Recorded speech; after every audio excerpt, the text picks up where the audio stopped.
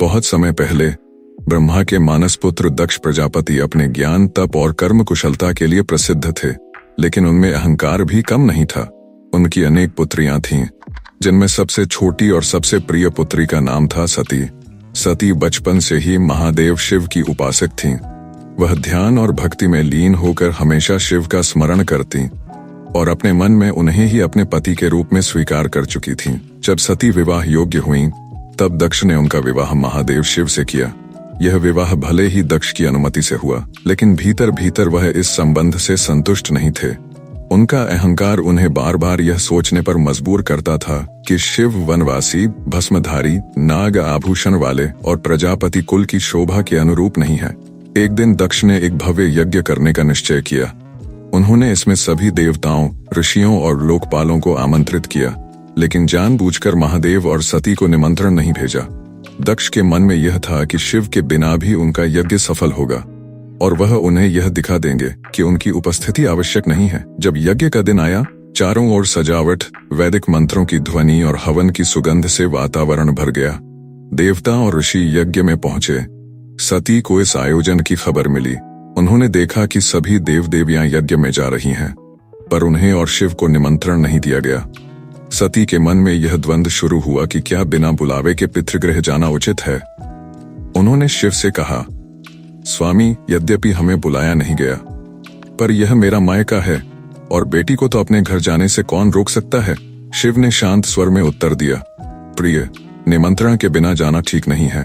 वहां तुम्हारे पिता का हृदय हमारे प्रति शुद्ध नहीं है और मैं नहीं चाहता कि तुम्हें अपमान का सामना करना पड़े। सती ने फिर भी यह सोचकर जाने का निश्चय किया कि शायद पिता का हृदय बदल गया हो।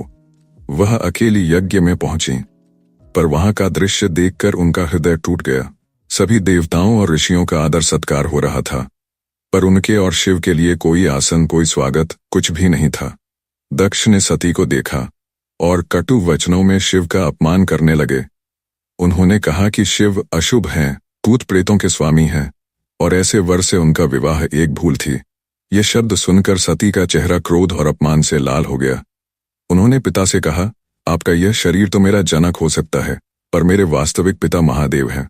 आपने जिनका अपमान किया है वह पूरे ब्रह्मांड के स्वामी है। मैं इसे पिता की पुत्री कहलाने से अच्छा समझती हूँ कि इस शरीर को त्याग दूं।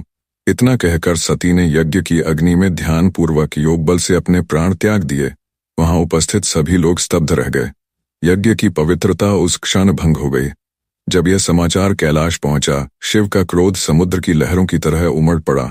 उन्होंने अपने जटाओं को जोर से पृथ्वी पर पटका और उसी से एक भयंकर रूप वाला वीर योद्धा प्रकट हुआ, वीरभद्र।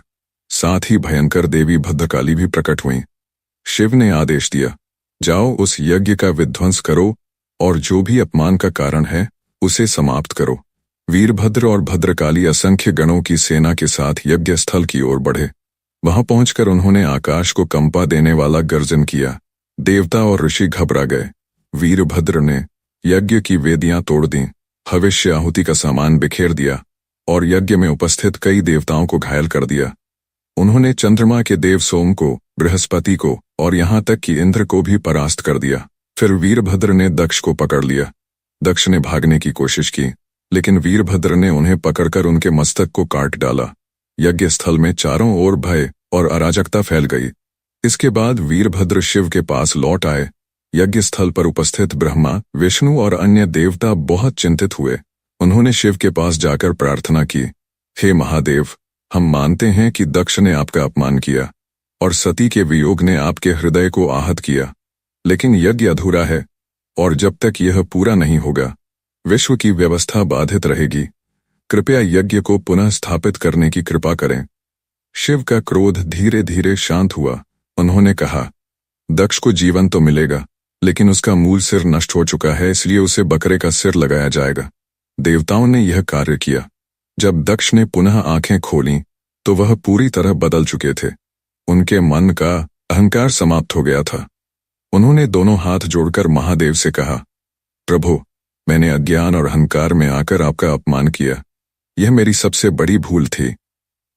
आपने मुझे जीवन देकर जो कृपा की है वह मैं कभी नहीं चुका सकता। शिव ने मुस्कुराकर कहा, दक्ष, अब तुम अहंकार त्याग कर धर्म का पालन करो।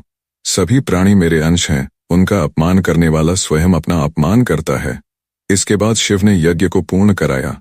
देवताओं ने आहुति डाली और विश्व की व्यवस्था पुनः संतुलित हो गई। दक्ष के हृदय में अब केवल महादेव के प्रति भक्ति और सम्मान था। यह कथा हमें सिखाती है कि अहंकार विनाश का कारण है और भक्ति, नम्रता और क्षमा ही सच्चा मार्ग है।